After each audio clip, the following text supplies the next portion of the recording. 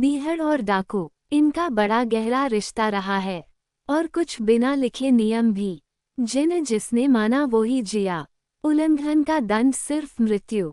बीहड़ की रीत रही कि दस्यु गैंग और पुलिस के बीच के झगड़े में न्यूट्रल रहने की। आर्थिक फायदा भी जुड़ा रहा इससे।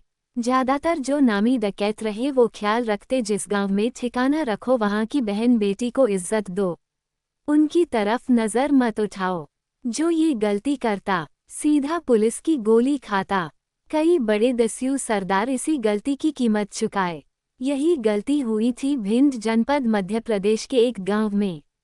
गांव को आज पुकारा जाता है गद्दारों _ पुरा। दलित बहुल गांव, ज्यादातर मजदूरी करने वाले लोग। बीहड़ के बीच तो डकैतों के लिए शरण स्थली। कई गैंग वहां रुकते छिपते। पुलिस भी टोह लेती पर गांव वाले न्यूट्रल रहते। पता था एक तरफ झुकाव किया तो जी नहीं पाएंगे।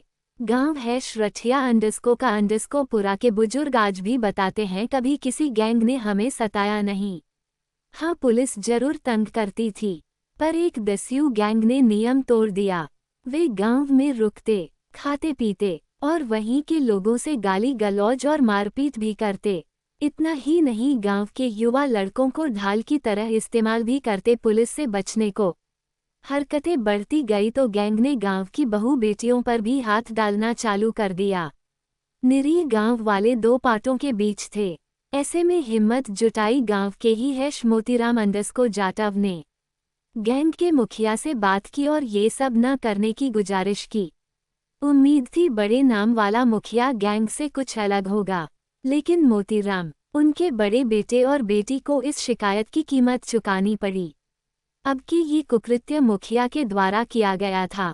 मोतीराम के पास जब कोई चारा न था उसने पुलिस से संपर्क किया। उसकी मदद का जिम्मा एक अफसर ने लिया, इंस्पेक्टर महेंद्र _ पाल _ सिंह चौहान ने। और की भी महीने भर के भीतर मोतीराम की सूचना के आधार पर डकैत पान सिंह तोमर को गैंग के 14 सदस्यों के साथ मार गिराया। चौहान साहब ने इनाम की पूरी राशि मोतीराम को दिलवाई और अपने प्रयत्न से उनके 2 बेटों को पुलिस में भर्ती भी करवाया। ये कहानी है डाकू _ पान _ सिंह तोमर के अंत की, जिसे आपके आगे बड़ा ही निरीह मजबूर नेशनल हीरो बना परोस दिया गया। और आप भी कह उठे डाकू होते हैं पार्लियामेंट में, बीहड़ में बागी होते हैं। नहीं साहब, डकैत, बस डकैत होते हैं, अपराधी। और दुखद पहलू ये है चौहान साहब ग्वालियर में गुमनाम जिंदगी जिए।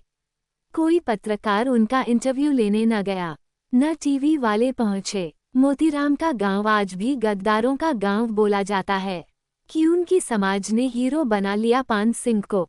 भिंड पुलिस के रिकॉर्ड और रठिया के पुरा के लोग आपको इस कहानी से पूरा अवगत करवा देंगे।